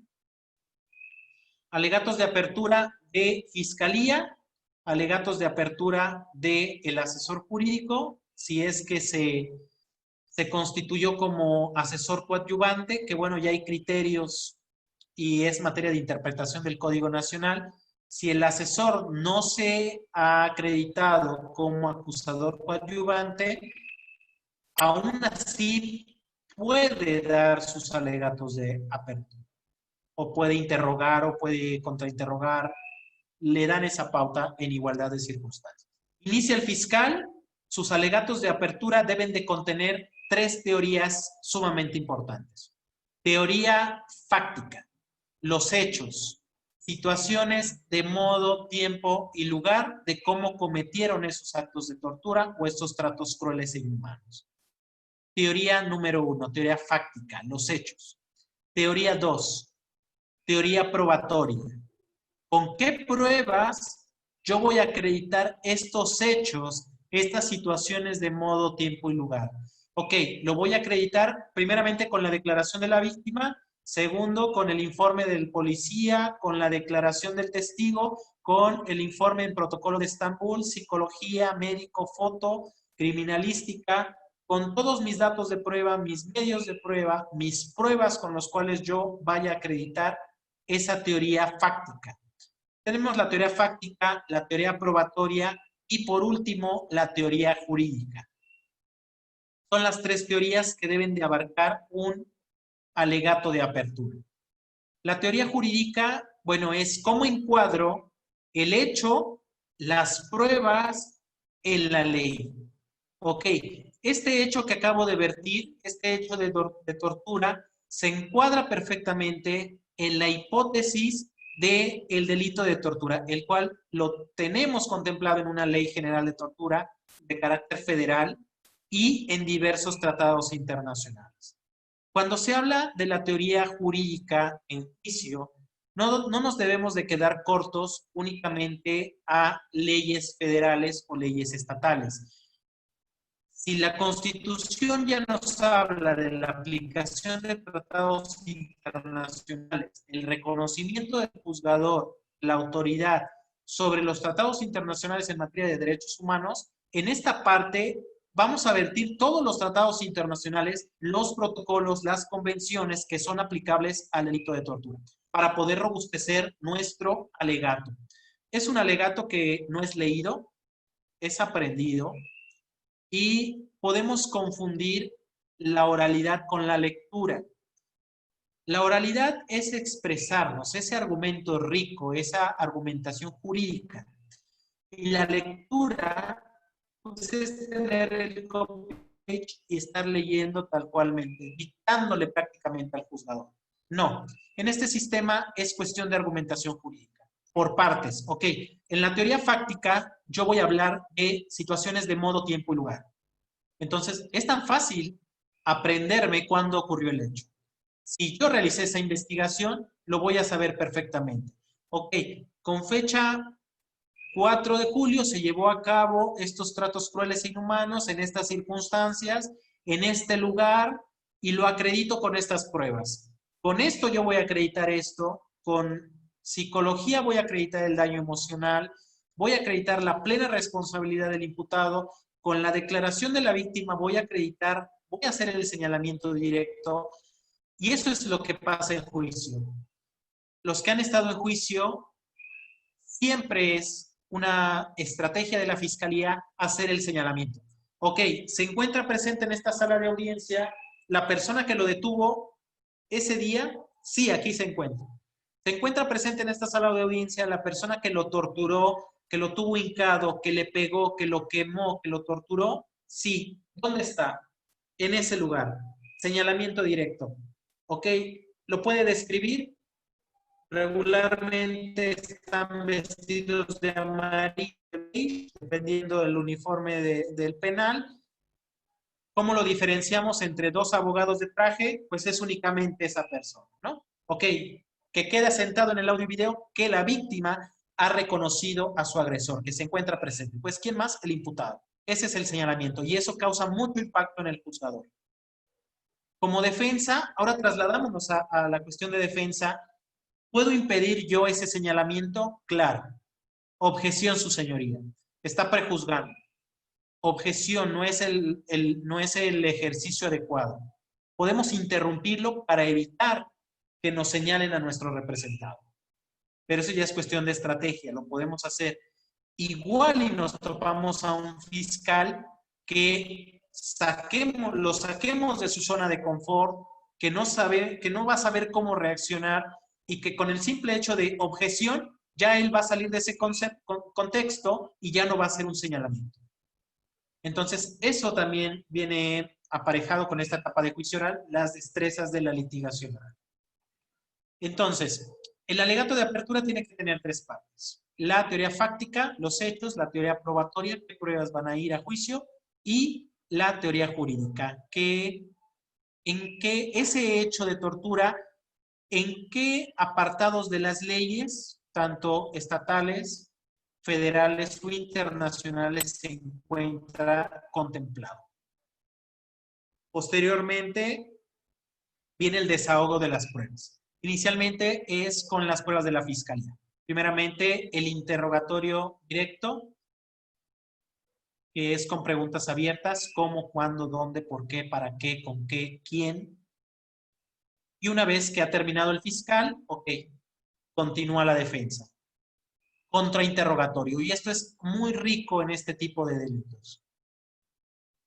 Encerrar a ese testigo. Acortarle para que únicamente diga sí o no. Encerrarlo. Nos dice Andrés Beitelman en su libro de técnicas y destrezas de litigación, el contrainterrogatorio es como tener al testigo en un pantano. Cuando caemos a un pantano, cada respuesta, cada manoteo que damos, al lugar de salir de ese pantano, nos estamos hundiendo más. Eso es lo que pasa en el contrainterrogatorio. Lo vamos encerrando al testigo. Ok, usted es servidor público, ¿cierto? Cierto, soy servidor público. Y usted estuvo de turno el día 4 de julio del 2020, ¿cierto? Sí. Y usted realizó esa detención, ¿sí? Ok, lo vamos acortando. Lo vamos delimitando para que el juzgador entienda hacia dónde queremos llegar. Y existen técnicas de litigación para poder encerrar a ese testigo, para no sacarlo. Los testigos van a tener una característica que ellos saben por dónde vas. Ellos saben que está de por medio, hablando de imputados, de por medio su libertad. Entonces van a buscar la forma de explicar.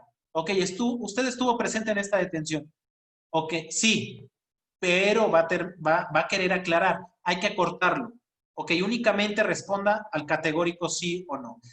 Tú tienes la conducción de ese testigo. Tú puedes decir, ok, hasta ahí, permítame. Si no te escucha, su señoría solicito que exhorte al testigo para que guarde silencio. Únicamente esto. Y nosotros tenemos la conducción de ese testigo. Vamos a tener testigos hostiles, claro, vamos a tener testigos de todo.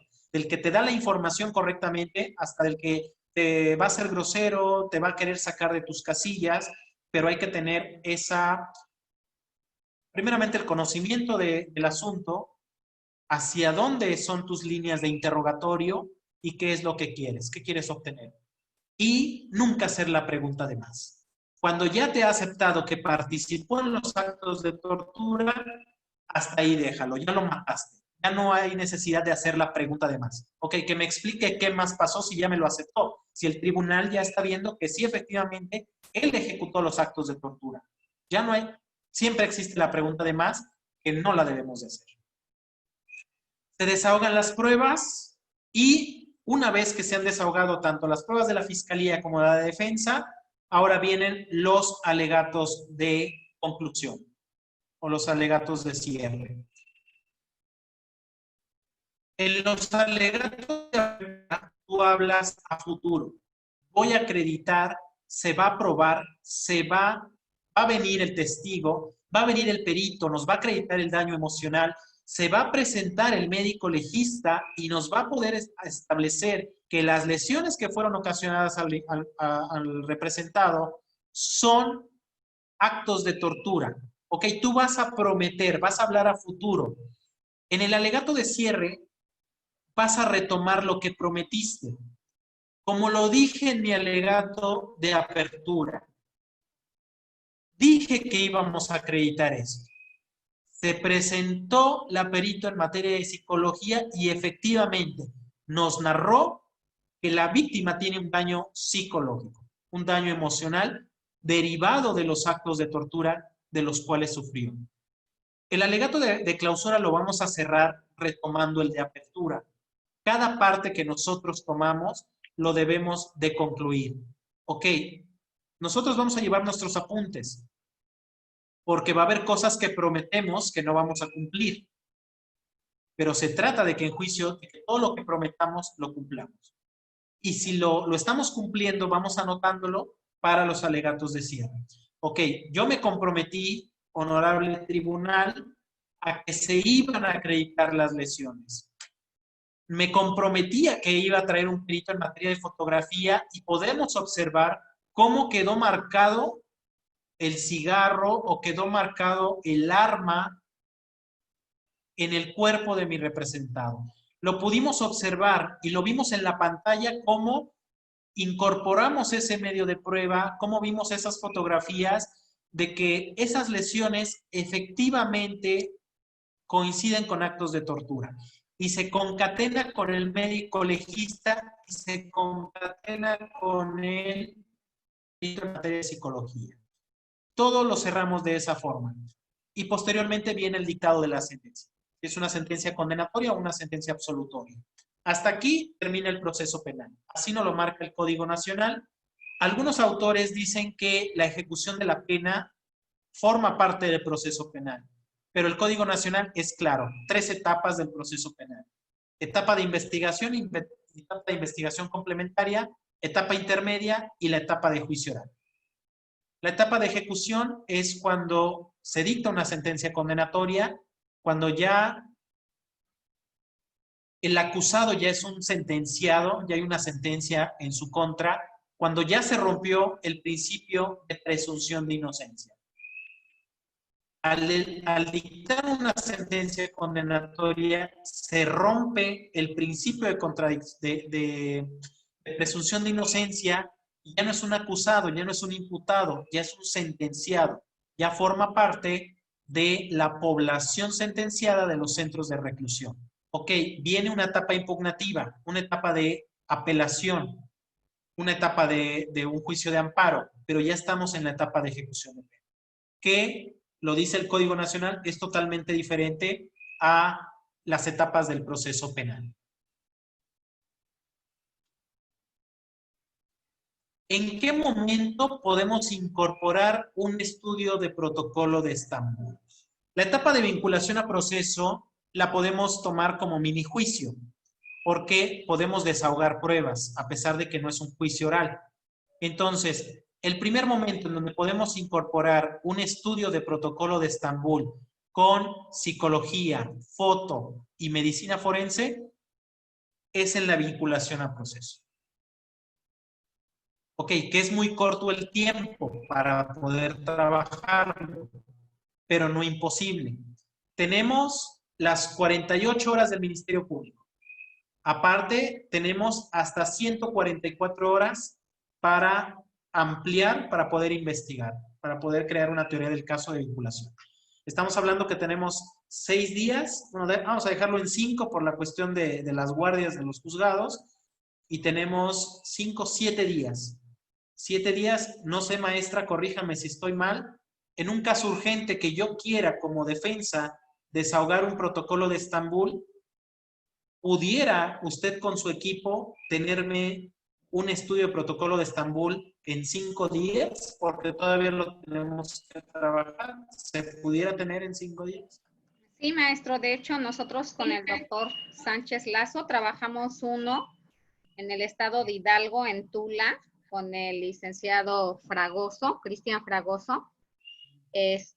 Y fue en la etapa de vinculación cuando entregamos y cuando nos interrogaron.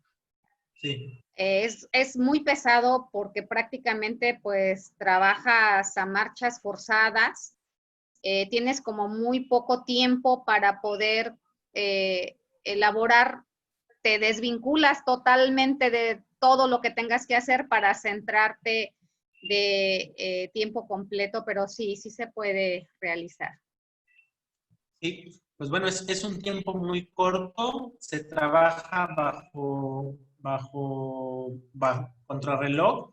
Bueno, Erika no me dejará mentir, cuando trabajamos vinculaciones a proceso, pues un abogado vete a conseguir las cámaras, otro vete a entrevistar testigos, otro vete a buscar otro medio de prueba y nos dividimos, nos partimos en partes, ¿no? Entonces, que el equipo de protocolo de Estambul trabaje el protocolo de Estambul, pero también no me voy a quedar ahí, voy a ir a fatigas, voy a ir a cámaras, también voy a incorporar un perito en materia de informática. Vamos a hacer un mini juicio en la etapa de vinculación a proceso. ¿Pudieran decir? Sí, perdón, tengo una duda, maestro. Usted mencionó, por ejemplo, en la clase pasada que, por ejemplo, teníamos 48 horas, pero de ahí para tener más tiempo se extendía a 72 horas, ¿es correcto? Sí. Y ahorita mencionó que, o sea, si se extiende a 72 horas, ¿también se puede extender a las 144 horas?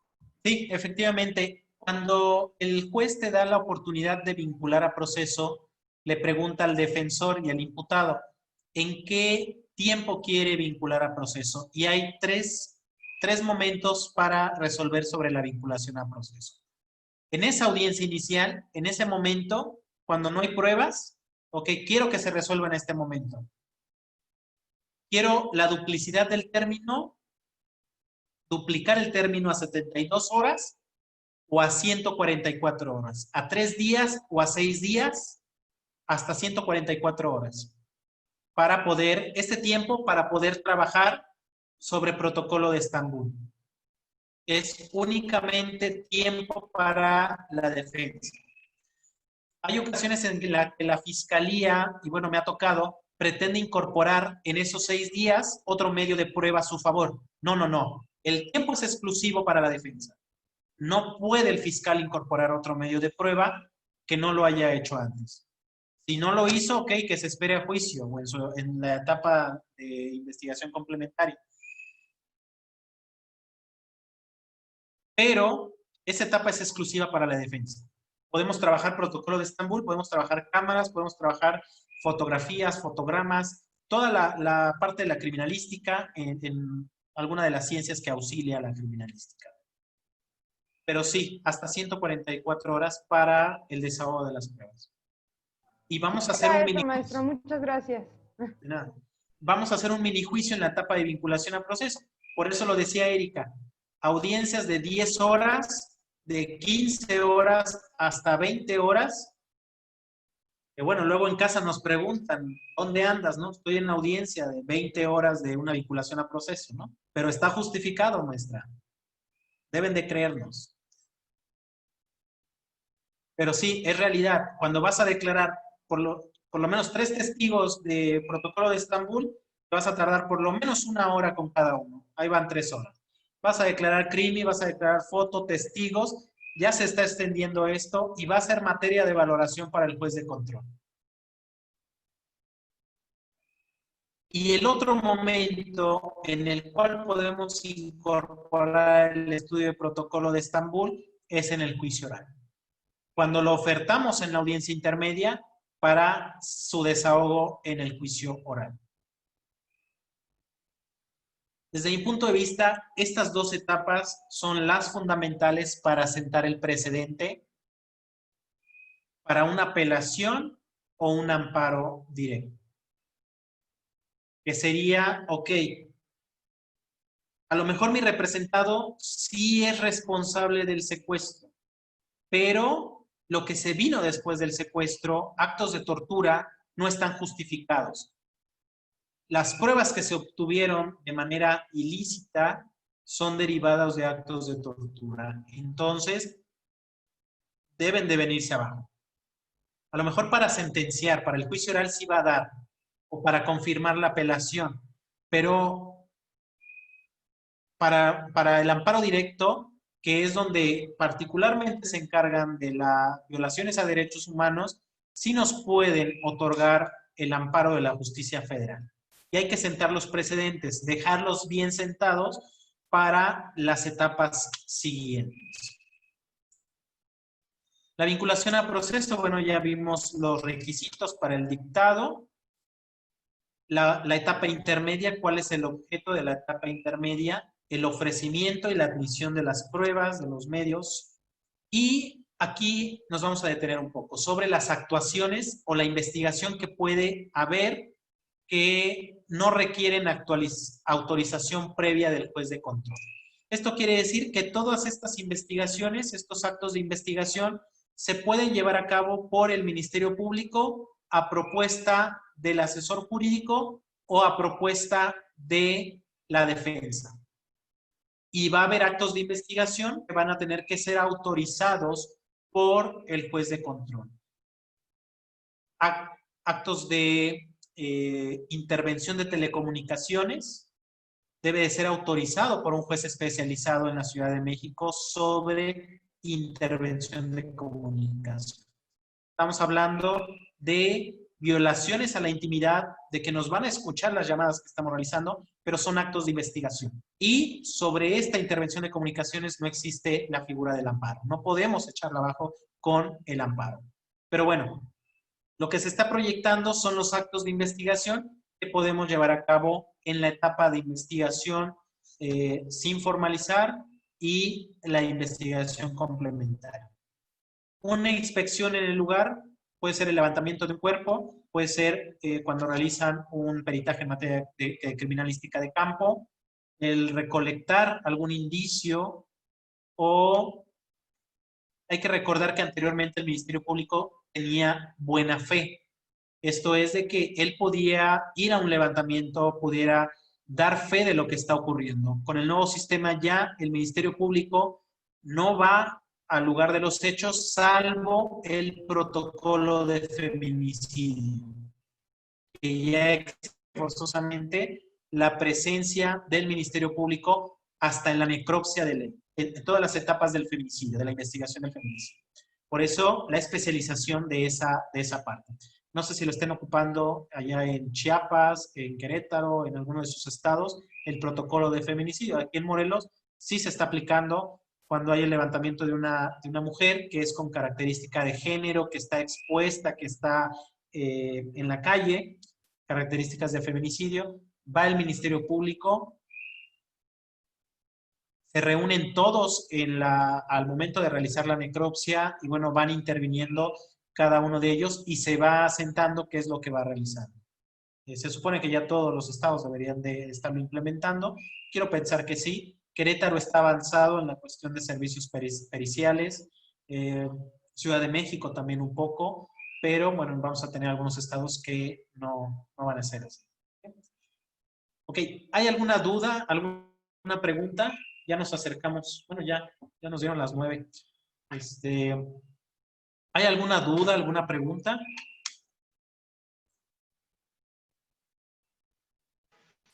Por mi parte, todo claro, profesor. Muchas gracias. Sí. Ok. Maestro, ¿podrían pasar las diapositivas, por favor, para irlas estudiando en la semana? Sí, claro. Bueno, nada más termino con este tema para que ya no quede inconcluso. La inspección de lugares distintos al lugar del hallazgo. Puede haber otros lugares que no están directamente relacionados con el hecho, que son distintos, pero que vamos a encontrar, o existe la sospecha de que vamos a encontrar algún dato, algún indicio que relacione ese lugar con el lugar del hecho.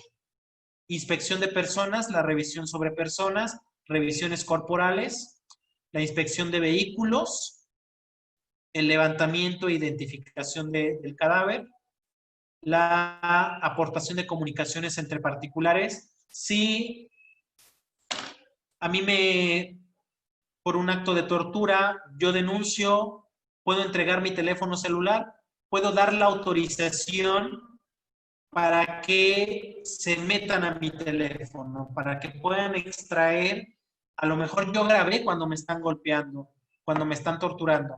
Ok, entonces yo puedo entregar voluntariamente mi teléfono y mediante una declaración autorizar al Ministerio Público de que su perito de informática entre a mi teléfono celular.